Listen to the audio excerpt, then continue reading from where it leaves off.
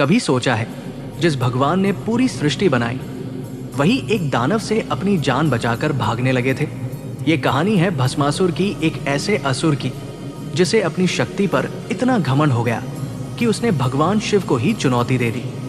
भस्मासुर ने वर्षों तक कठोर तपस्या की। उसकी भक्ति से प्रसन्न होकर भगवान शिव उसके सामने प्रकट हुए और बोले, मांगो, क्या वरदान चाहिए? भस्मासुर चालाक था। उसने कहा, प्रभु, मुझे ऐसा वरदान दीजिए कि मैं जिसके सिर पर हाथ रख दूं वो तुरंत भस्म हो जाए। भोलेनाथ ने बिना सोचे तथास्तु कह दिया।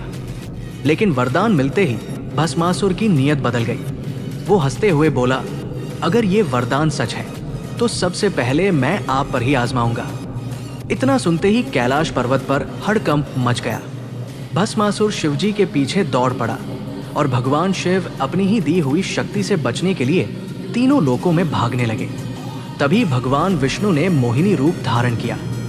मोहिनी की सुंदरता देखकर भस्मासुर मोहित हो गया।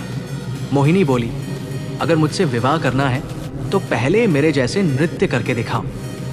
भस्मासुर नाचने लगा। मोहिनी जो भी करती वो वैसा ही दोहराता।